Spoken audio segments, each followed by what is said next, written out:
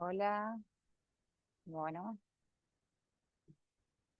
vamos a empezar con el conversatorio. Veo que ya han ingresado los participantes, así que buenos días a todos, buenas tardes para los que nos acompañan de Europa. ¿Quién les habla? Sonia Gontero, de la Oficina de la Organización Internacional del Trabajo para el Cono Sur, en Santiago de Chile. Me acompaña mi colega Catarina Braga, de la sede de la OIT en Ginebra. Bienvenidos a este ya sexto conversatorio del ciclo Experiencias Internacionales en materia de reducción de jornada laboral y organización del tiempo de trabajo. Este espacio tiene como principal objetivo compartir experiencias y evidencia concreta sobre la duración de la jornada laboral y de la organización del tiempo del trabajo en distintos países, que sirva de insumo para el debate, para el diálogo en otros países de América Latina, siempre con un enfoque tripartito, que es uno de los pilares de nuestra institución. Para aquellos que, se conectan por primera vez a estos conversatorios, contarles que el tiempo de trabajo es un aspecto fundamental de la calidad del empleo y por lo tanto está en la agenda, es un eje central en la agenda de trabajo de la Organización Internacional del Trabajo. De hecho, fue objeto del primer convenio de esta institución, el convenio número 1 en 1919, que establecía una jornada máxima de 48 horas semanales en el sector de la industria en ese momento. Desde entonces ha habido otros convenios y recomendaciones, pero la organización ha siempre promovido un marco normativo que proteja la salud, el bienestar, la calidad de vida de los trabajadores y al mismo tiempo que favorezca la competitividad y la productividad de las empresas. En el contexto actual, eh, que vemos que los mercados laborales están marcados por cambios en las formas de organizarse en las empresas, hay nuevas demandas sociales, hemos pasado por experiencia durante y post la pandemia, que han cambiado algunos aspectos, entonces el tema del tiempo de trabajo ha vuelto a estar en la agenda de debate, en las noticias, en muchos países de la región y América Latina no es la excepción. Un efecto de esto, en resultado, es la alta convocatoria que hemos tenido en general en este tipo de conversatorios con representantes de distintos países de América Latina. En general, todos nuestros conversatorios han sido distintos y en este caso en particular, los que les proponemos es contarles un poco de una experiencia concreta de la región de Cataluña en España y también con un foco en el diálogo social y en la negociación colectiva en relación al tiempo de trabajo en esa región y también proponerles debatir un poco acerca de una visión un poco más amplia del tiempo, considerando no solo el tiempo que dedicamos a actividades remuneradas, sino también la importancia de considerar el balance con el tiempo que asignamos a actividades remuneradas y el tiempo que destinamos a otras actividades. Y para hablar de esos temas, hoy contamos con dos excelentes presentadoras. Por un lado tenemos a María Àngels Pujols, directora, perdón, del Consejo de Relaciones Laborales de Cataluña, y con Marta Junqué, directora de la Time Use Initiative, o Iniciativa de Uso del Tiempo en español, creo que con sede en Barcelona también, que ha estado participando y muy involucrada en estos temas, brindando apoyo técnicos y metodológicos en este proceso. Antes de pasarle las palabras a nuestras invitadas, recordarles que el conversatorio tiene una duración de 1 hora, como previsto, Luego de 30 minutos para nuestras ponentes, vamos a destinar unos minutos para preguntas, así que por favor pueden ir dejando sus comentarios, sus consultas en el chat del Zoom, que mi colega Catarina las va a ir recopilando. Recordarles que no se puede utilizar herramientas de inteligencia artificial para grabar o tomar notas de este conversatorio, ya que nuestros colegas de cómputos estarán a cargo de grabar el conversatorio y estará disponible en el sitio web del tiempo de trabajo, que también podemos compartir con el chat con todos ustedes. Así que bueno, vamos a pasarle la palabra en primer lugar a Ángels para que nos cuente un poco, en primer lugar, situarnos cuál es el rol específico del Consejo de Relaciones Laborales en tu región y bueno, cómo han podido abordar el tema del tiempo de trabajo en la negociación colectiva y en el diálogo en esta región. Muchas gracias, Ángels, y adelante. Muy bien, pues muchísimas gracias por invitarnos a participar en este conversatorio y poder compartir cómo el Consejo de Relaciones Laborales promueve el diálogo tripartito en asuntos laborales en Cataluña, entre otras cuestiones también las relativas al tiempo de trabajo. Si me permitís, compartiríamos una presentación para ver si es cierto que una imagen vale más que 1000 palabras y ayudan a comprender un poco qué es el Consejo de Relaciones Laborales y la experiencia de Cataluña en diálogo social. Para ubicar mínimamente al Consejo, empezaríamos por delimitar su ámbito competencial territorial que se circunscribe en Cataluña. Cataluña es una de las 17 comunidades autónomas de España, son regiones que son entes supralocales similares a los Länder alemanes. Cataluña tiene un parlamento y un gobierno propios y es una de las economías más dinámicas en España. Cuenta actualmente con una población aproximada de 8,1 millones de habitantes, en torno a 3,7 millones de personas trabajadoras y además cuenta con unas 600.000 empresas, principalmente pymes. Aunque la legislación laboral corresponde al Estado, que la despliega en un marco jurídico europeo, las comunidades autónomas tienen competencias de autoorganización institucional y, de hecho, los consejos de relaciones laborales, el Consejo de Relaciones Laborales de Cataluña no es el único, también existen consejos de relaciones laborales en otras comunidades autónomas, se crean en virtud de esa competencia de autoorganización. También disponen de competencias de ejecución de la normativa laboral y desarrollo de políticas públicas vinculadas a empleo, igualdad, formación o prevención de riesgos laborales.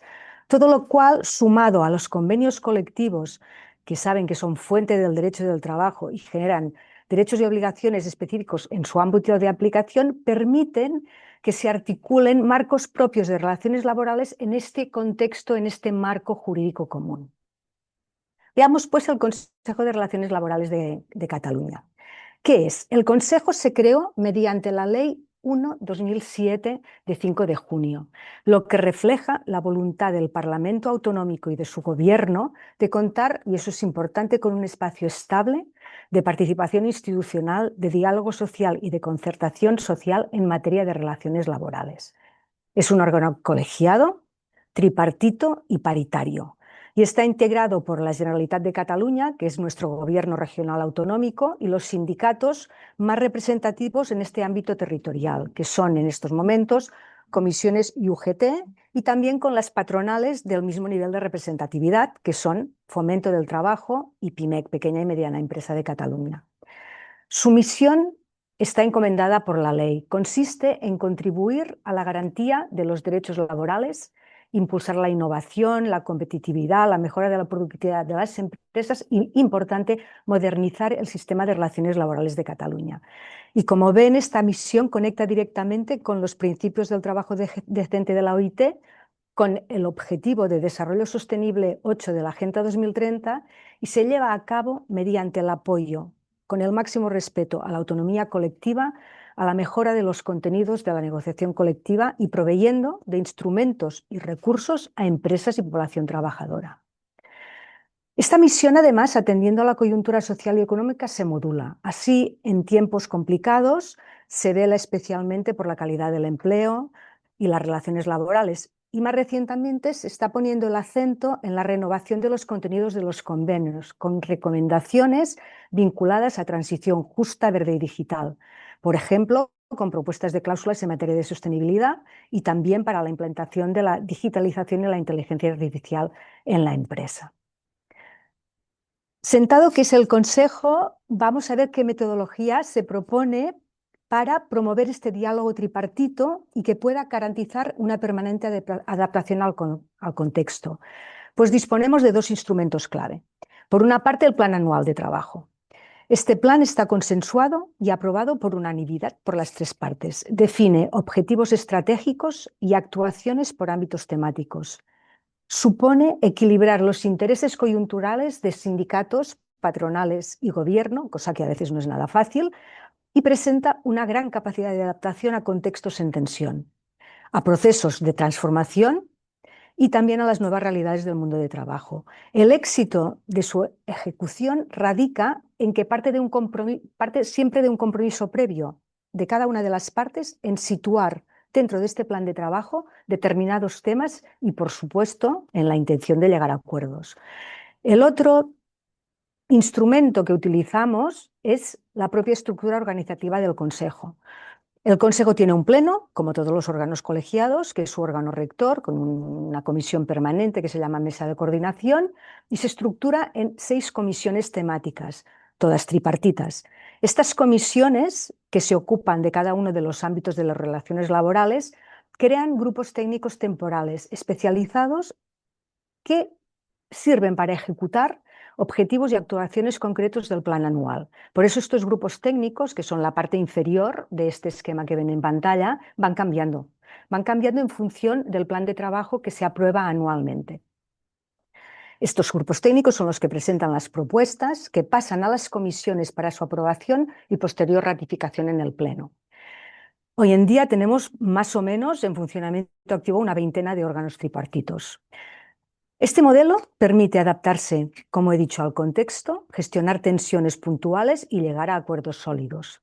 Y pasemos ahora, si les parece, a el cómo y en qué ámbitos hemos tratado el tiempo de trabajo en el Consejo de Relaciones Laborales. El tiempo de trabajo, lo ha dicho Sonia al principio, es una de las materias que tiene más elementos de carácter transversal en las condiciones de trabajo de las personas trabajadoras. Por una parte, por la estrecha relación de la duración de la jornada de trabajo con el aspecto retributivo, porque afecta de forma considerable a aspectos como la igualdad de género, conciliación, corresponsabilidad, por su vinculación a la salud laboral y la prevención de riesgos laborales. Pero por otra parte, la forma de organizar el tiempo de trabajo guarda relación con la capacidad productiva de las empresas. Es gracias a esta organización que pueden atender exigencias sobrevenidas o adecuarse a los aspectos cíclicos de dinámicas de mercados.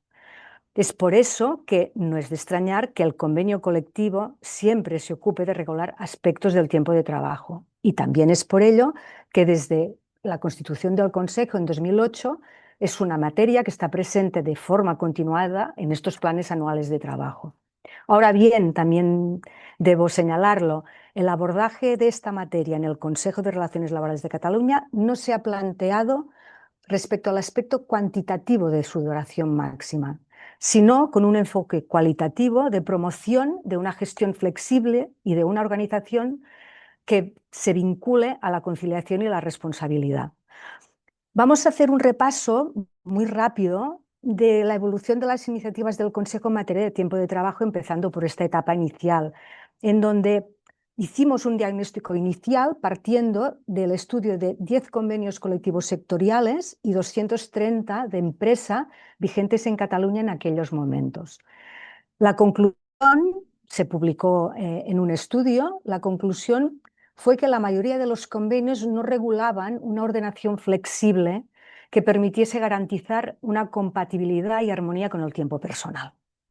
A partir de esta necesidad detectada, se acordaron en el Consejo las primeras recomendaciones a la negociación colectiva, donde se apostaba por llegar a esta flexibilidad negociada al tiempo de trabajo y a aportar medidas adaptadas a las necesidades de conciliación del personal, garantizando una gestión colectiva de estas necesidades.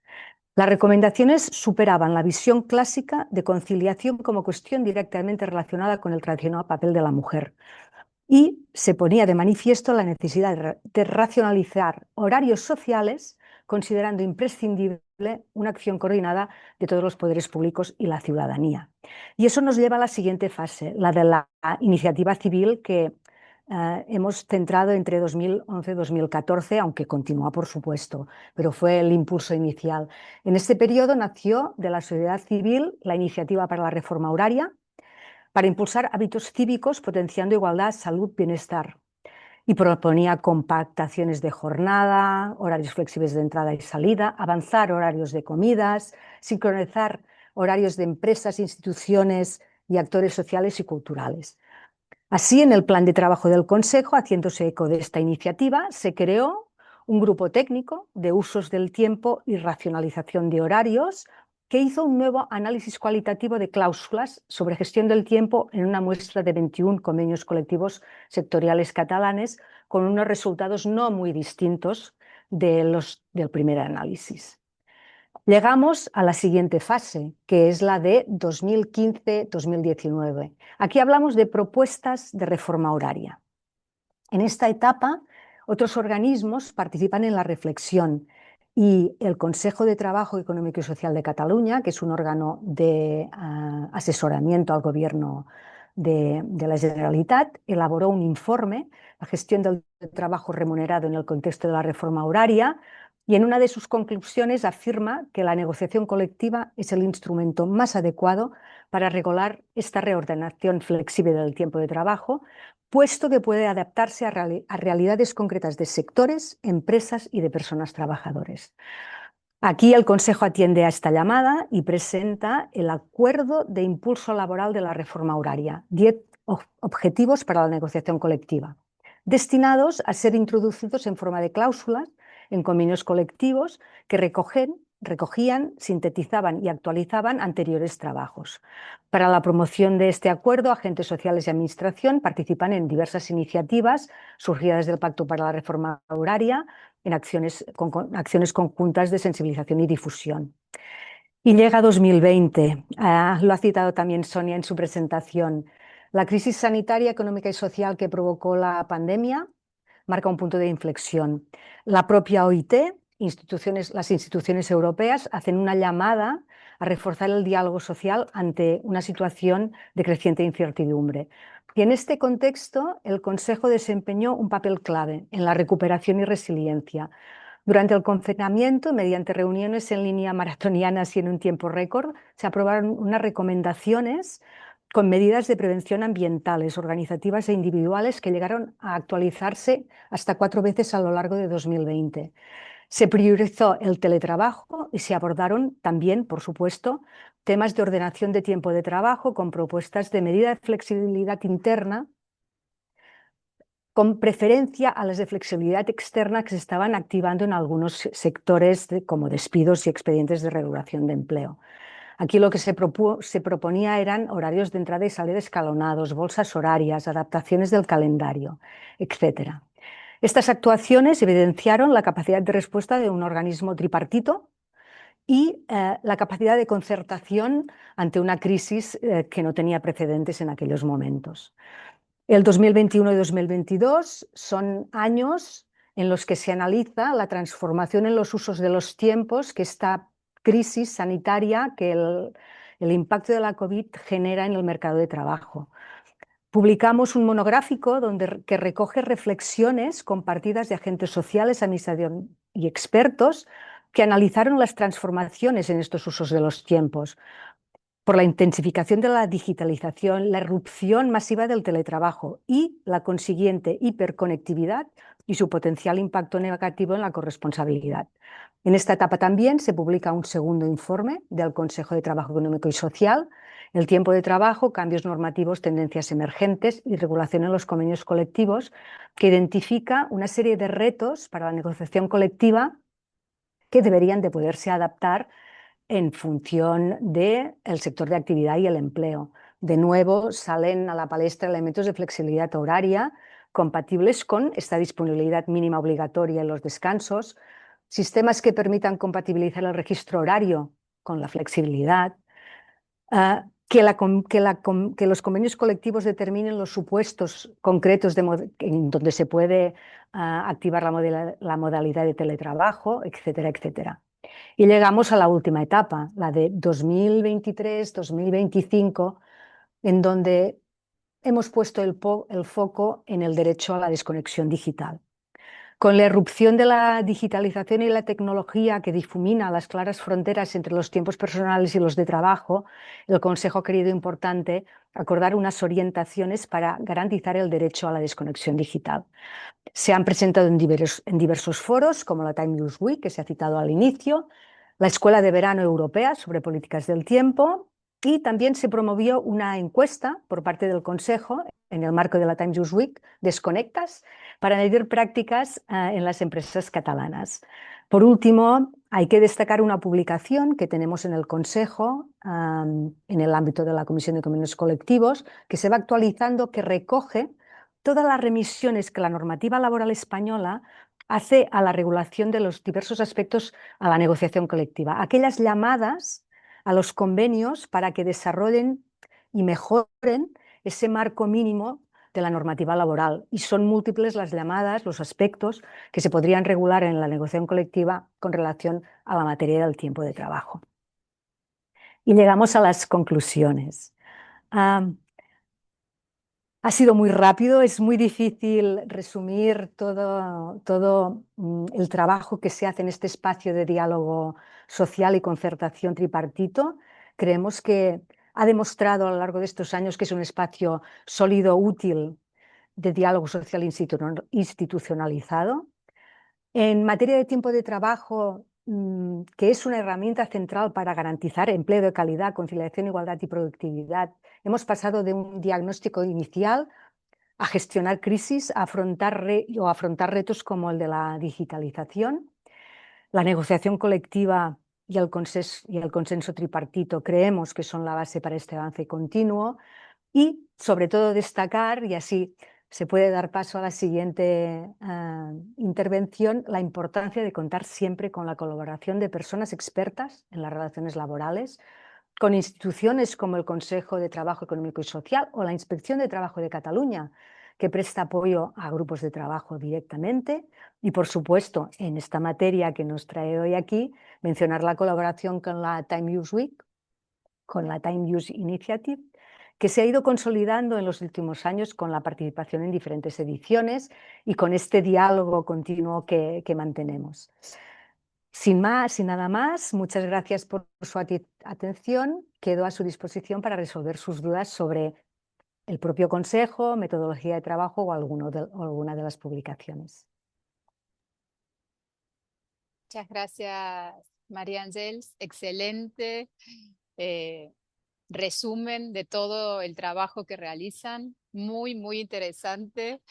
Fui tomando nota rápidamente, pero bueno, básicamente me queda que no es un trabajo que ha empezado ayer, sino que ha sido todo un proceso en el cual han tenido que adaptarse también ustedes. Me queda el rol clave de la negociación colectiva y el diálogo como un instrumento que permite resolver aspectos no solo a nivel sectorial, sino también a nivel de empresas. Eso es muy interesante. Y bueno, toda la introducción de conceptos como el de flexibilización, racionalización, que has utilizado del tiempo de trabajo también muy, muy interesante. Seguramente otros conversatorios vamos a hablar de esos temas más en profundidad que sé que a la gente le interesa mucho. Para no perder más el tiempo, le voy a pasar la palabra a Marta Junqué, entonces, para que nos cuente también exactamente qué es la Time Use Initiative, que nos cuente sus fundamentos y que nos cuente también algunas experiencias y ejemplos concretos del accionar de esta iniciativa. Adelante. Perfecto, muchísimas gracias Sonia, muchísimas gracias a la OIT para organizar este conversatorio, para hablar de un tema que está tan en la agenda política de todos los países, pero también en Latinoamérica, cómo es el tiempo de trabajo, cómo nos podemos organizar mejor para que sea un win-win para todos, para que sea un win-win para las personas trabajadoras, pero también para las empresas y la economía del país.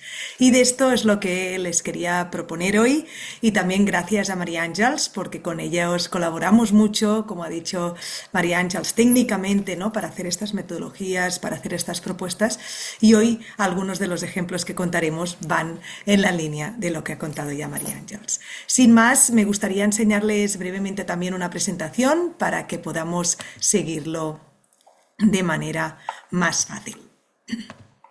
Perfecto. Pues yo quería, como preguntaba Sonia, quería empezar explicando qué es la Time Use Initiative. Somos la principal asociación mundial que promueve el derecho al tiempo y las políticas del tiempo. Seguramente aún son derechos que a muchos se preguntan qué es, así que hoy lo vamos a hablar mejor. Empezamos en 2014 en Cataluña, como comentaba María Àngels, y ahora mismo operamos globalmente. Hacemos tanto apoyo de consultoría como creación de productos de conocimiento, promoción al derecho al tiempo, y gestionamos una red de ciudades por el tiempo, de las cuales forman parte diferentes ciudades latinoamericanas. En 2024 nos dieron el premio a la innovación para el sector público de la World Government Summit, y desde entonces, sobre todo, aún trabajamos más internacionalmente. Nosotros, como les decía, hoy nuestra intervención es explicarle por qué el derecho al tiempo es un win-win. Y una cosa muy obvia que queríamos empezar diciendo, y que han apuntado tanto Sonia como María Àngels, es que el tiempo es una cuestión política. A veces nos parece que no, toda la vida ha sido así. Pues no. Cómo organizamos el tiempo es un acuerdo social entre las diferentes partes. Y esto debe adaptarse a todos los cambios de cada época. Pues ahora estamos más con inteligencia artificial, con muchos más cambios sociales y económicos, y tenemos que ser capaces de mejorar esta organización del tiempo. Para nosotros, textos claves son como el concepto de trabajo decente de la OIT, y sobre todo nos basamos mucho en esa guía que la OIT, después de 100 años, después del primer acuerdo que hablaba Sonia antes, ¿no?, de ese primer acuerdo por el tiempo, en 2019 publicó la OIT la guía del tiempo de trabajo equilibrado. Este concepto de equilibrio, de redefinir este equilibrio, nos parece un tema muy importante. Porque según el Fondo Monetario Internacional, actualmente, una vez se supera el salario mínimo, el criterio más importante para escoger un empleo es la organización del tiempo de trabajo que tengas en tu empresa. Por lo tanto, este se convierte en un tema importante. Pero el tiempo de trabajo a día de hoy, y especialmente he intentado poner algunos datos de Latinoamérica, nos demuestra que tenemos un problema con el tiempo de trabajo. Hasta un 50% de la población latinoamericana tiene pobreza del tiempo, no tiene tiempo de ocio para ella después de todas las necesidades. Y como saben, las mujeres triplican el tiempo de cuidado que los hombres en Latinoamérica. En Latinoamérica también vemos que se dedica mucho tiempo al tiempo de desplazamiento, antes de que llegues a tu trabajo y hasta que te vas. Por lo tanto, aquí también hay un área importante de mejora. Y se duerme poco. Somos una sociedad que estamos tendiendo a dormir poco, y esto nos afecta al GDP. Además de estos problemas sociales con el tiempo, vemos que en las empresas, ¿no?, hay problemas de absentismo, de muchas bajas por esta carga mental, por este estrés que se ha intensificado, ¿no?, la aceleración del trabajo que se ha intensificado con la llegada de la tecnología, de la inteligencia artificial. Y las empresas también demuestran tener cada vez más dificultad para atraer y retener talento. Y por lo tanto les echan de menos herramientas y buenas prácticas. Y justamente por eso estamos aquí, ¿no?, y para explicar cómo se puede hacer. Nuestro principio fundamental es que tenemos que pasar de modelo social de cómo organizábamos el tiempo. Hace 200 años, esta idea revolucionaria del triángulo de las 8 horas, 8 horas de trabajo, 8 horas de ocio y 8 horas de descanso, parecía que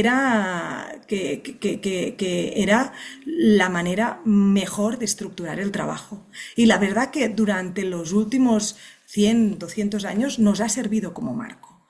pero ya no nos sirve. Tenemos que buscar este equilibrio que decíamos antes de dibujar un nuevo equilibrio, porque en este triángulo le faltaba un elemento muy importante, que eran los cuidados, ¿no? Entonces, ahora mismo, cuando pensamos cómo estructurar nuestro tiempo, tenemos que poner sí o sí los cuidados. Y por lo tanto, ya no puede ser 8-8-8 porque no suma, tenemos 24 horas al día, tenemos que pensar cómo reestructurarlo. Para esta reequilibrio del tiempo de trabajo, nosotros creemos que un pilar fundamental es la reducción de la jornada laboral, pero no puede ser el único, ni nos podemos focalizar solo allí.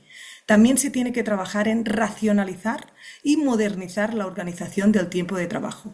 Y esto, como decíais antes, es hacerlo a través de leyes y negociación colectiva.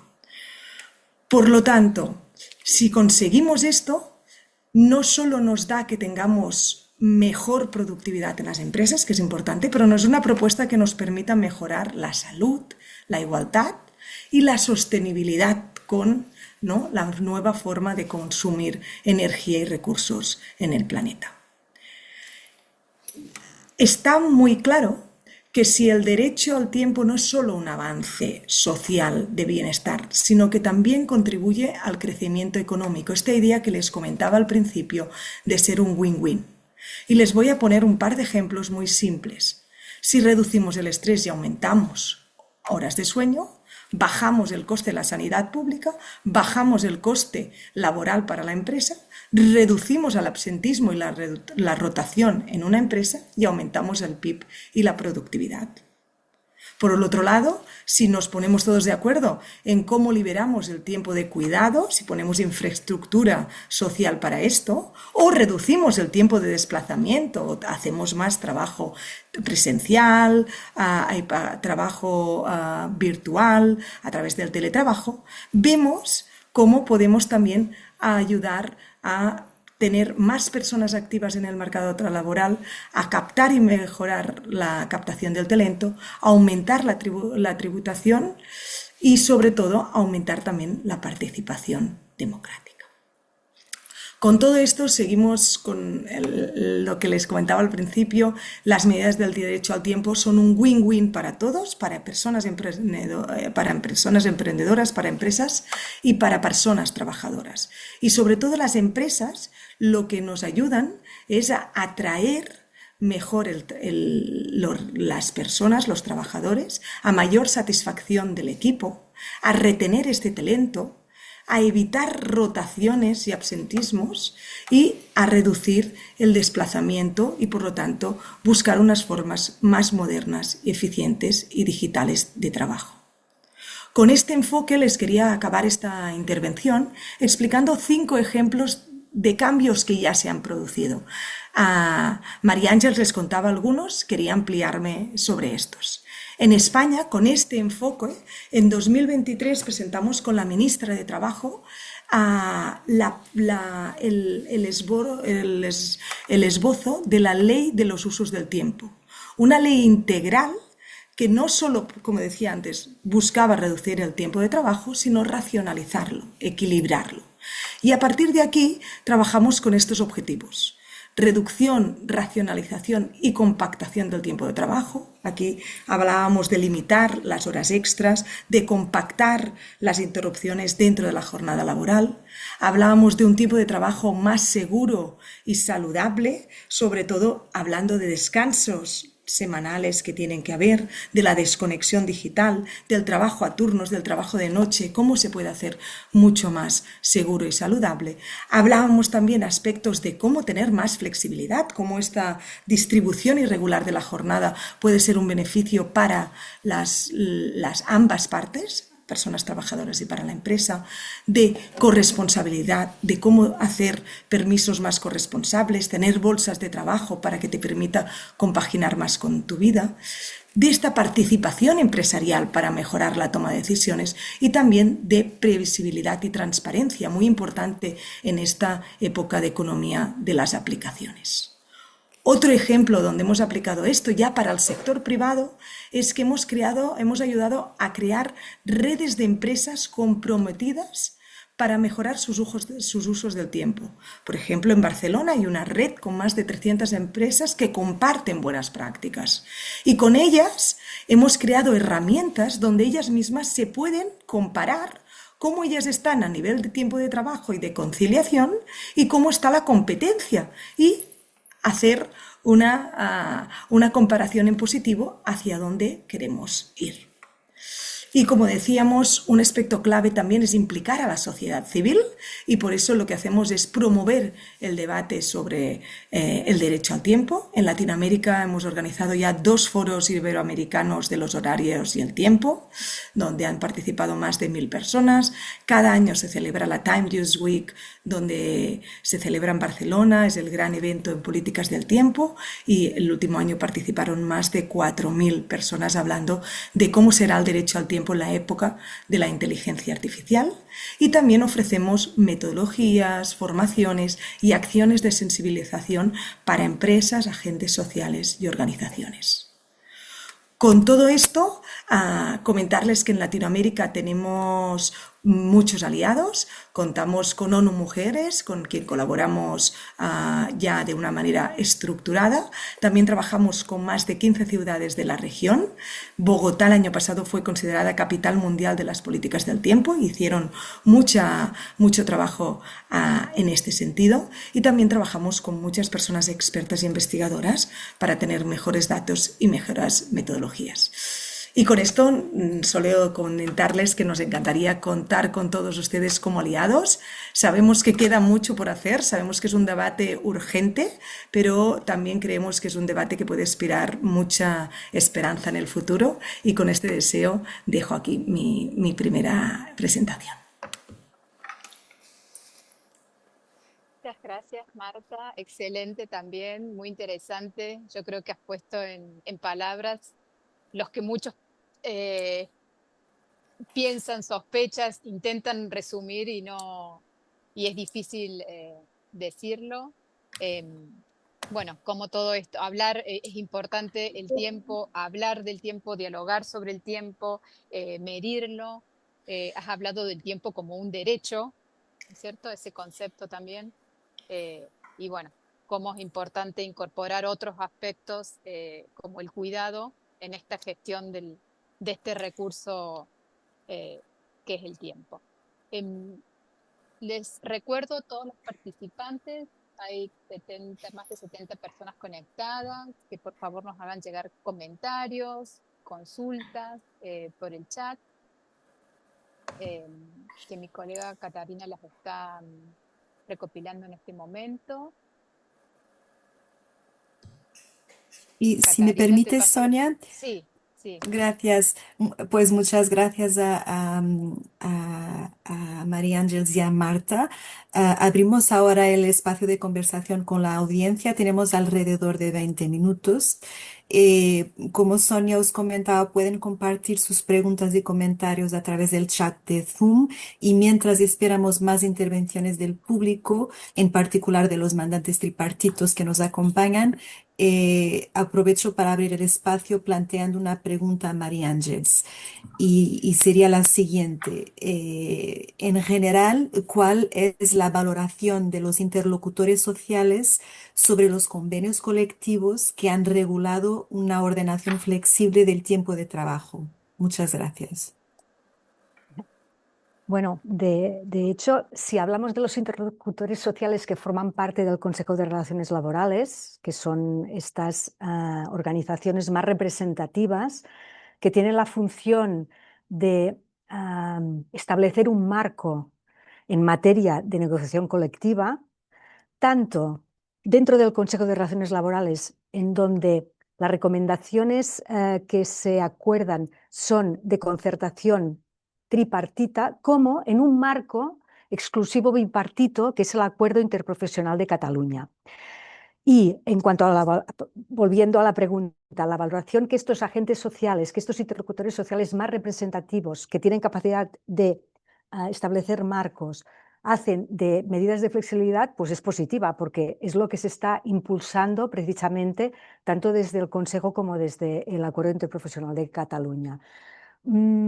¿Qué se pretende? Se pretende que estos convenios colectivos que se negocian en distintos ámbitos, que pueden ser los de ámbito de comunidad autónoma o provinciales sectoriales o en el ámbito de empresa, recojan estas posibilidades de una organización del tiempo de trabajo que permita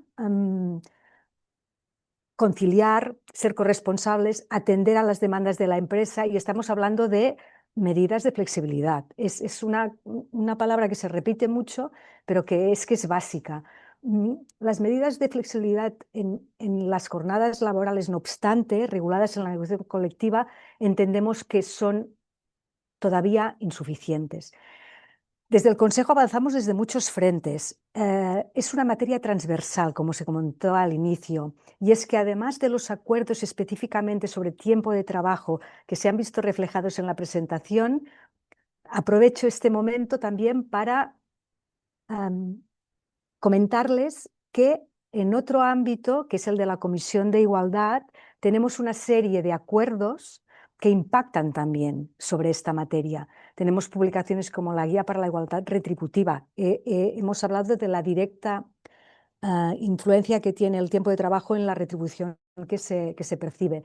En las recomendaciones para negociar planes de igualdad, desde el punto de vista de mejorar aspectos de corresponsabilidad y conciliación. O sea que desde muchos frentes distintos se están emitiendo recomendaciones con cláusulas concretas, son documentos muy prácticos. Les invito a consultar nuestra página web, que además todas las publicaciones están en catalán, que es lengua propia de Cataluña y además cooficial con el castellano, pero también están traducidas al castellano, porque verán que en muchísimas de nuestras publicaciones, desde distintos espacios de diálogo, se está incidiendo en la materia, porque se quiere avanzar en este tema. Y algunos de los convenios, además, también están interviniendo en el aspecto que nosotros no hemos abordado, que es en el cuantitativo, porque aunque la jornada anual legal en España establecida en el estatuto, por convenio colectivo, en muchos sectores esta jornada ya se ha reducido. Por tanto, que combina la combinación de ambos enfoques, el cuantitativo y el cualitativo, es en donde se tiene que continuar avanzando para tener mejor salud, ir a trabajar contentos y también responder a las demandas y exigencias, por supuesto, de la producción empresarial. Muchas gracias, María Ángeles. Pues de momento tenemos ya bastantes preguntas. Algunas, pues la primera le hago a Marta Junqué, que tiene que ver con el estado del proyecto de ley de usos del tiempo en España. Y luego hay varias otras preguntas respecto a impactos de la reducción de la jornada en productividad, en empleo. En este respecto, y por supuesto que María Ángeles y Marta lo pueden comentar también, ya hemos tenido un webinario que trata estos temas y pues los impactos en este tipo de outcomes de productividad y de empleo dependen del contexto, depende de la forma como la reducción de la jornada está implementada, si es de forma gradual, si hay flexibilidad que atiende a las realidades productivas de cada sector. O sea, os invito quizá a mirar otra vez uno de nuestros conversatorios sobre Chile. Pero de momento haría la pregunta a Marta si nos puede contar un poco en qué fase se encuentra actualmente el proyecto, el estudio para la ley de los usos del tiempo en España. Gracias. Muchísimas gracias a Catarina y a las personas que hacen las preguntas. La ley de usos del tiempo es un proyecto pionero, es la primera vez que se intenta hacer una ley global de usos del tiempo, y en esta ley lo que se plantea es no solo regular aspectos del tiempo de trabajo, sino que se relacionan con el tiempo de trabajo. También temas de cómo hacer una movilidad más sostenible, cómo adecuarlo también con los horarios de las escuelas, por ejemplo, y los servicios de cuidados, que va muy de la mano, porque las personas somos una, no somos solo trabajadoras aquí y después madres o padres en casa, ¿no? Es una única persona que lidas con todo ello. Entonces, la ley de usos del tiempo, el gobierno de España lo propuso como uno de los compromisos que tiene en esta legislatura. Es una legislatura que va hasta 2027 y en 2023 lo que hizo es hacer un primer estudio que nos lo encargó a la Time Use Initiative con qué materias tenía que haber dentro. Para hacer este estudio nosotros trabajamos tripartitamente, consultamos tanto a organizaciones sindicales como organizaciones empresariales y también con sociedad civil. Y a través de allí sacamos 100 propuestas que debería tener la ley. Esto el Ministerio ya lo ha presentado públicamente, cuál debería ser este documento, y básicamente dividió el trabajo de la ley en dos partes para su aprobación en el Congreso. La primera parte era la reducción de la jornada laboral y la segunda parte es la aprobación entera de las otras medidas que acompañaban esta ley de usos del tiempo. Hace unos meses en el Congreso se debatió ya la reducción de la jornada laboral a 37 horas y media. Esta era una propuesta que salía de la ley de los usos del tiempo. Y ahora mismo, aunque tuvo muchos votos a favor, no llegó a tener la mayoría y por lo tanto ahora lo que el gobierno está trabajando es cómo poderlo pasar todo como bloque. Esto sobre la ley de usos del tiempo. Importante también enfatizar aquí otras experiencias internacionales. Italia, Francia, por ejemplo, aprobaron leyes que lo que regulaban era cómo intentar que las políticas del tiempo llegaran a la ciudadanía. Y para eso lo que hicieron es crear oficinas de políticas del tiempo en las capitales más grandes del país. Y en muchas ciudades francesas e italianas, ya desde a principios de los 2000, 2005, lo que vemos es que muchas ciudades de ellas tienen oficinas del tiempo que lo que hacen es buscar estos pactos sociales de cómo localmente puedes mejorar el tiempo.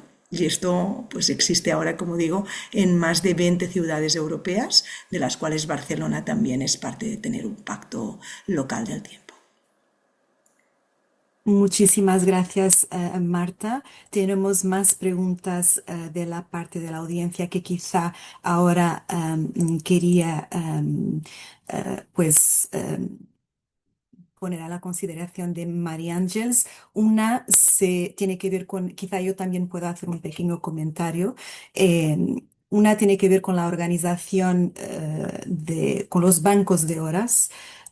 O sea, qué tipo de cuidados, de precauciones, de consideraciones hay que tener en un banco de horas. Os puedo decir que con base a estudios de la OIT, el banco de horas trae mucha flexibilidad a trabajadores y a empleadores, pero por supuesto que hay que establecer límites claros de acumulación, reglas para el uso del tiempo y proteger a las personas de jornadas excesivas. Y cuando está bien diseñado, pues puede beneficiar a las dos partes. Pero quizá María Ángeles le gustaría comentar un poco más. Y otra pregunta que está también conectada con la negociación colectiva, por supuesto que el banco de horas puede ser negociado bajo negociación colectiva. La otra pregunta tiene que ver con la desconexión digital, o sea, en materia de desconexión digital y ordenación del tiempo de trabajo, si la negociación colectiva muestra un desarrollo, nuevas prácticas, etcétera. Pues le daría entonces la palabra a María Ángeles. Muchas gracias.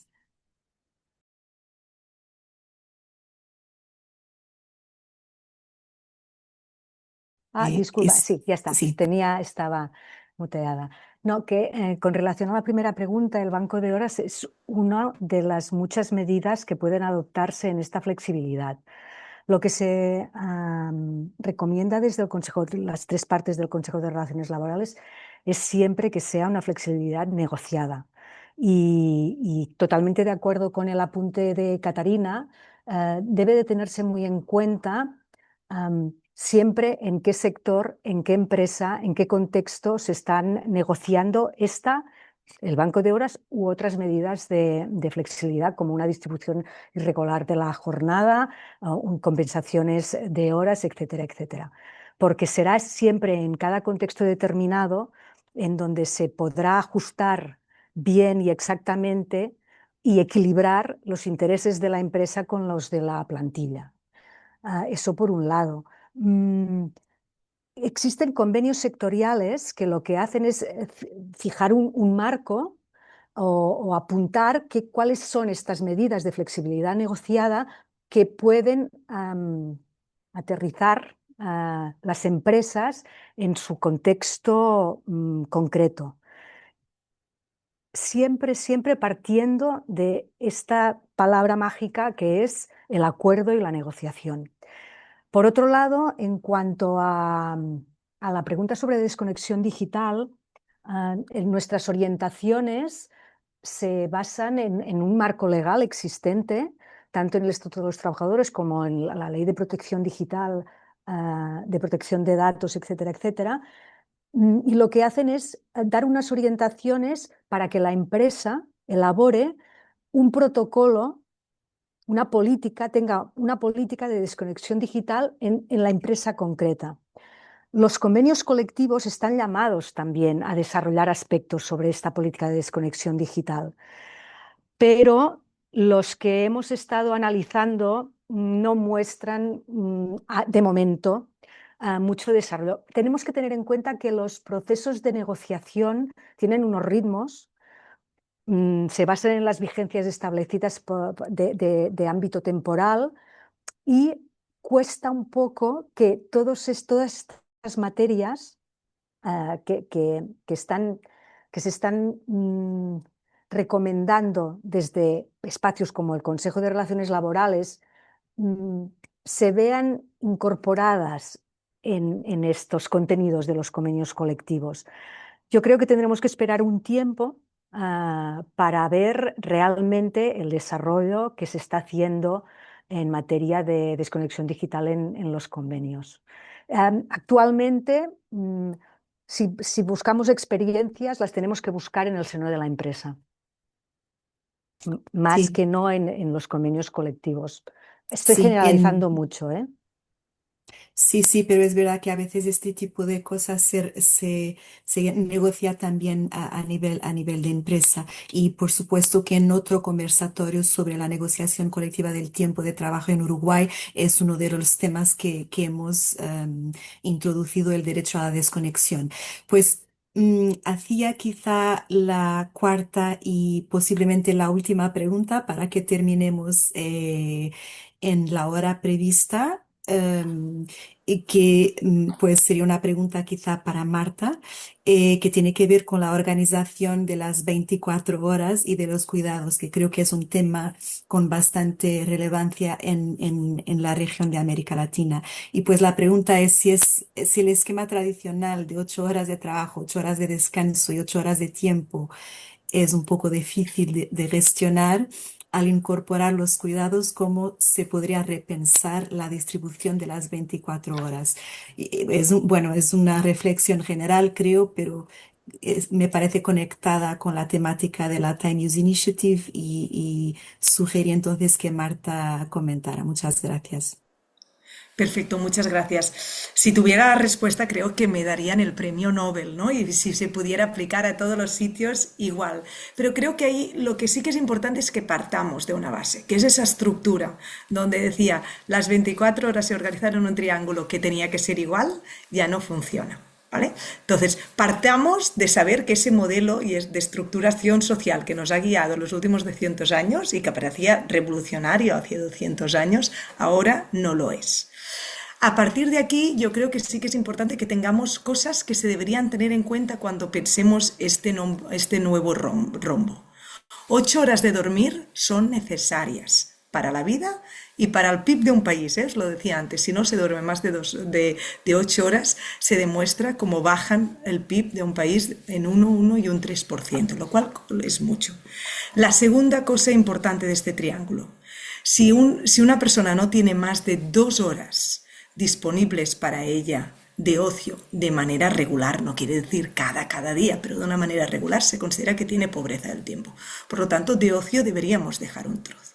Y a partir de aquí nos quedan bastantes horas para poder dedicarlas al tiempo de trabajo, a los desplazamientos que se requiere para llegar al tiempo de trabajo, que esto deberíamos trabajar también todos, cómo optimizarlo o cómo la digitalización nos puede ayudar en este sentido. Y por último, reconocer que el tiempo de cuidado es necesario para que una sociedad funcione. No solo es una cosa asociada a las mujeres ni asociada a la crianza. Vivimos en las sociedades que están envejeciendo y en unas sociedades que están envejeciendo este tiempo de cuidados también nos lo van a requerir. Y por lo tanto se tiene que repensar en función de las cargas de dependencias que tengas, del ciclo de vida que estés en tu momento, no es los mismos 24 horas cuando eres joven que cuando estás al final de tu carrera, pero sí que estos criterios se tienen que tener en cuenta. Y creo que un elemento, como hemos dicho hoy, la racionalización, la compactación del tiempo de trabajo y en este sentido tender hacia la reducción del tiempo de trabajo, tendrá que funcionar porque si no, no suma 24 y todos tenemos esta sensación continuada de no tengo tiempo, no me da la vida, que al final acaba que aumenten el número de bajas, aumente el número de estrés y por lo tanto repercute ya negativamente a las empresas y al país. Muchas gracias, Marta. Pues paso la palabra a Marta y María Ángeles por vuestras presentaciones excelentes y vuestra disponibilidad para contestar a las preguntas de la audiencia. Y paso entonces para el cierre a Sonia. Muchas gracias. Sí, muchas gracias, Catarina. Bueno, muchas gracias a todos los participantes, a las preguntas. He visto que hay muchas preguntas, no he tenido tiempo, no puedo concentrarme en las dos cosas, entonces no las he leído todos, pero sepan que luego las leemos bien las preguntas, incluso muchas de ellas nos ayudan a definir temas para próximos conversatorios. Así que, bueno, muchas gracias por participar. Realmente nos interesa mucho el feedback de los que están del otro lado. Muchísimas gracias a María Ángeles y a Marta por su tiempo justamente para preparar, para compartir este espacio con nosotros. Realmente creo que ha sido súper útil y que hemos juntado mucho material para contribuir al debate en la región. Si tuviera que elegir así como tres mensajes, serían, bueno, básicamente la necesidad de fortalecer espacios institucionales de diálogo social sobre este tema. Otra cosa que me pareció súper interesante es esto de adaptar las soluciones también, ¿no es cierto? Adaptar las soluciones, ya sea a sectores, a los cambios que estamos viviendo como sociedad, etcétera, adaptarnos en la búsqueda de respuestas. Y el tercer punto que me pareció también muy relevante es generar consensos, ¿verdad?